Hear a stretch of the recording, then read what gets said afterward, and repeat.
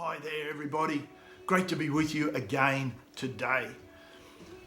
I just want to share a thought with you today on this theme, that God uses the small things to do big stuff. I was reading recently how Gideon's army was selected, and he started off with this massive number of people, tens of thousands. But God brought it all the way down to just 300 men. And as you read the story, you find out that the reason God did this is because he wanted them to clearly know and understand that when they won the battle, it was not by their strength or the amount of numbers they had, but because of the power of God flowing through their life and for him to get the glory. And you find that in Judges chapter 7.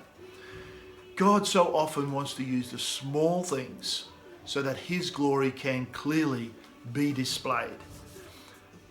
Moses, well, he had a staff. David had a sling and a few small stones. Samson just had the jawbone of a donkey. A little boy had a small lunch and gave it to Jesus. The widow only had a little jar of oil left.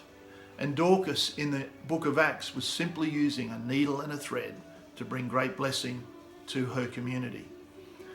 So I want to ask you today, what's the little thing that you have? What's the little thing that you can do that when given to God, offered to him, he could turn that into something amazing and big to transform and help somebody else's life? You know, in the book of Zechariah, chapter 10 and verse 10, it says, do not despise the small beginnings. You know, don't discount the small things that we have in our life. And don't always be looking for that fantastic, big, amazing end product or want to have the final result overnight, because that's not the way God so often works. That's not how he's designed things to happen. He so often talks about a small seed growing over time into the big tree.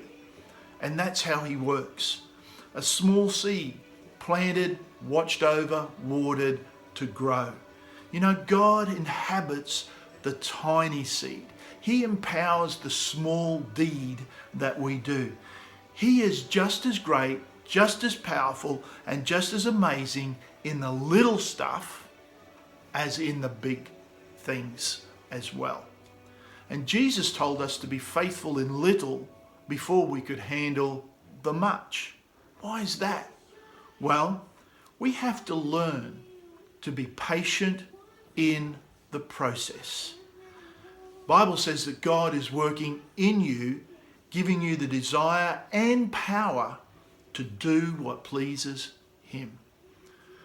So between the small and the big, that's the place where we grow in God, grow to be like Christ.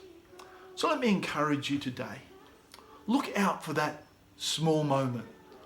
What's this little deed that you could do today? You may even think, well, I'm nobody. I'm only a small person. Well, if that's the case, you are the perfect candidate for God to use to display his wonderful glory in the life of somebody else. So look out for that opportunity in your day, in your week, right now. God bless you, Life Unlimited. Keep being the happiest people in the town, because God is blessing you and you're positioned in the right place to touch the right people. Look forward to seeing you this coming weekend. We're beginning just a 2-week talk on the portrait of the happy person. Look forward to sharing that with you this coming weekend. God bless you. See you soon.